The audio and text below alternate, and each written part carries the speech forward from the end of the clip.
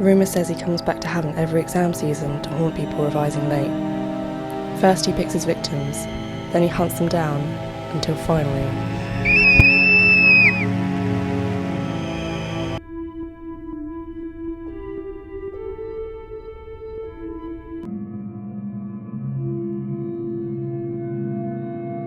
Did you hear about that rumour?